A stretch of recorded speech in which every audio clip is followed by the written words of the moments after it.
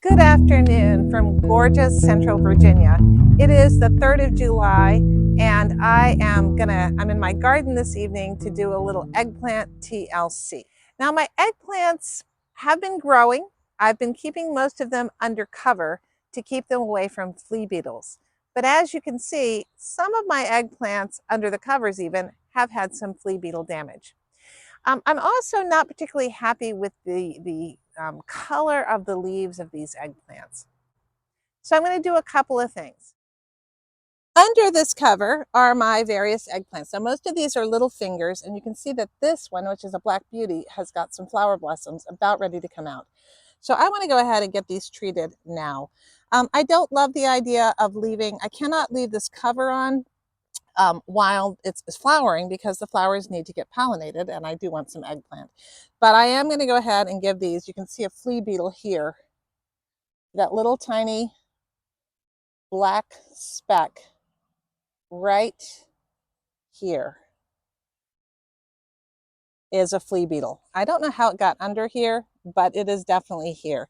And it is what has made all of these little teeny tiny holes inside on these leaves, which is not healthy for the plant. The plant will survive an attack, but and this attack has been fairly minimal. I've seen a lot worse.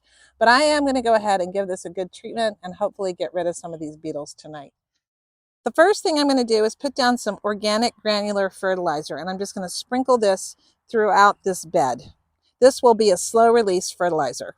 This is a 343 NPK. Next, I'm just going to give these plants a good watering at the root level. I usually would get the leaves, but I'm going to put the dust on the leaves. I'm going to give them a good watering in with the fish emulsion.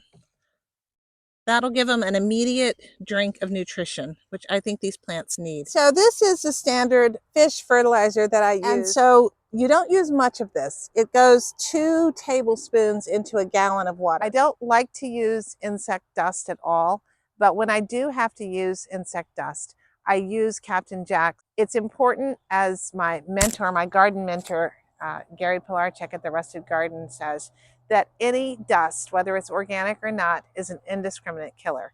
So I am very cautious about how and when I use it. Again, I don't love doing this, but I'm seeing flea beetles on here, and I really don't want these eggplants to be destroyed by flea beetles. All right, I have some of my hay here, my hay mulch. It is beginning to spoil, which is what I want. And I'm just going to do a good mulching in this area. I'm going to sort of loosen up this, put the mulch all around. This is going to help preserve moisture. It's also really going to give a nice slow nutrient release as this begins to mulch down over time. I'll come back in and scooch it around a little bit more perfectly as we go. Right now I'm just doing a loose mulch. I'm pulling it apart a little bit, putting it all in here. Don't be scared to go thick, because it really does help preserve the nutrition. It helps preserve the moisture, and it gives the soil organisms a slow feed as they begin to break down this mulch.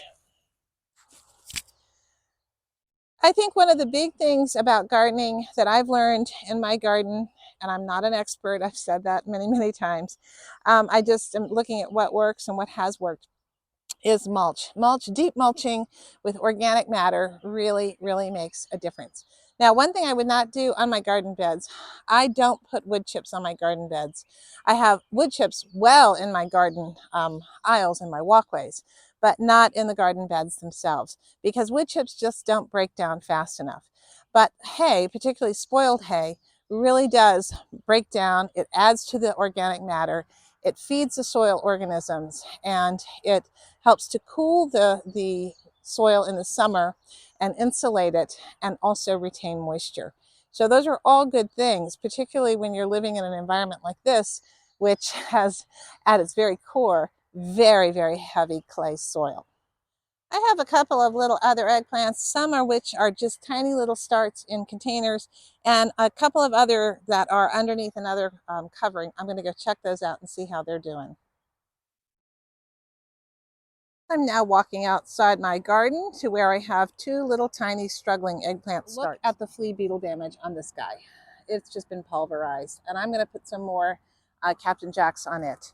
This one is doing a little bit better, but I'm still, because the hard rains washed off the dust, I'm going to go ahead and reapply. Now here's my final eggplant, and it actually is the healthiest one of all and was the weakest one of all. I planted this, maybe a month ago into this pot. It was a struggling seedling, and I really treated the pot with organic matter, compost, native soil, and some organic fertilizer. Gave it some fish emulsion, and it really grew well. Then it got super damaged, as you can see right here, by the hailstorm that we had a week ago. And now you can see that there are some flea beetles on it. This had been relatively free of flea beetles, but here is one right there. You just saw it hop away.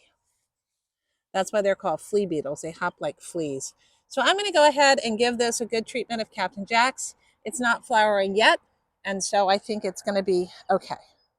So hopefully with these treatments, we can get these eggplants looking a little bit more vigorous as they move into the hottest part of their production time. They are at the cusp of beginning to get flowers, and that means that soon we'll have some eggplants. That's what I hope anyway. Fingers crossed. Thanks for watching. Happy gardening. Bye.